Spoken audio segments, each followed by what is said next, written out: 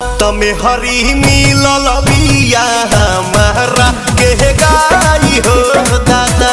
हाँ मेहरी मिलल बिया हमारा के गाय ये दादा, मतलब हमारा के ना पवन भैया के। क्या बात कर रहे रे बाबा? मिलल बिया हमारा के गाई हो दादा। हाँ गाय मिलल बा, बस फर्क इतने बा कि सबके एक थान और 4 टांग वाली मिलल है और पवन भैया के 2 थान और 2 टांग वाली मिलल बिया। हाँ तो पवन भैया खाली नावे के गाय बिया कि एक गाय के दूध से कुछ लाभो मिलता। मिलत खीरे बाहो पनीरे बाहो ऐसन वाइफ से लाइफ अमीरे बाहो। हाँ तो काहे न लाइफ अमीरे रही जब तोहके ऊ देवे के साथे साथे अपने दूध से खीर और पनीर भी बना के देवे वाली मिलल बिया। था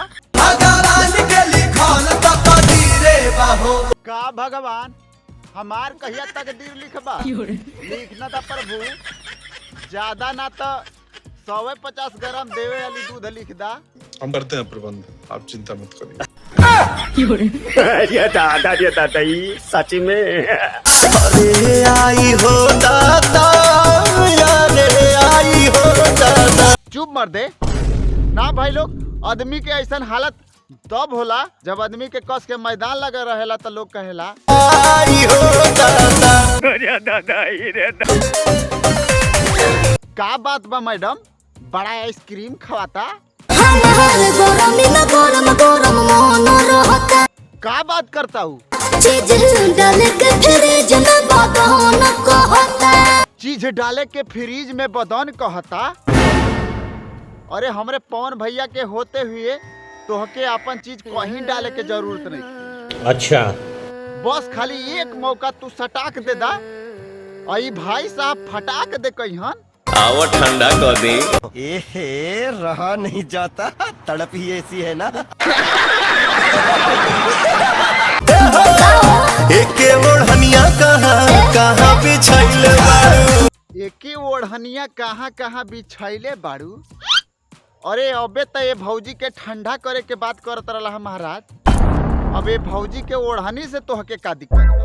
कहीं बिछैले हो ओढ़निया में कुछ लागल तो नहीं नू। जरी हरियरी दाग नलका लगैले बाड़ू, नलका लगैले बाड़ू। ओ लागता खून खराबा पहले ही हो चुकल बा। ध्यान से देखा कहीं ललका के साथे साथे सफेद को तो नहीं लगल नू। समझा? हाँ नहीं तू समझा नहीं।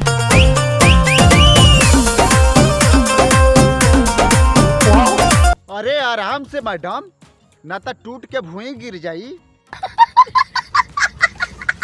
सुनो बाड़ू जवानिया के मातल सिंहड़ा बाट तातल। ओ अच्छा इस सिंघाड़ा ह। हाँ तो आज ले बस इहे सुन ले रनी हाँ। अभी सिंघाड़ो हो गल।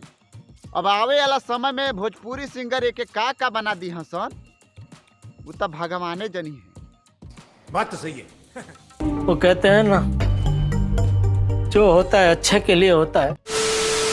तो बस भाई लोग आज की वीडियो जो खत्म करता नहीं, तो भाई लोग ये वीडियो खाली इंटरटेनमेंट खातिर रहा।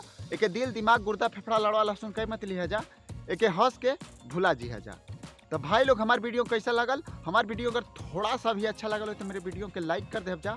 हम नीचे सब्सक्राइब लड़की बटमिया जौन लौकतिया कि लंड घुमा के मारा जा, चाहे पेल हो, बस खाली उज्जर हो जाएगा चाहिए। तो भाई लोग मिले तानी अगले वीडियो में, तब तक खातिर चलतानी। नमस्कार, प्रणाम।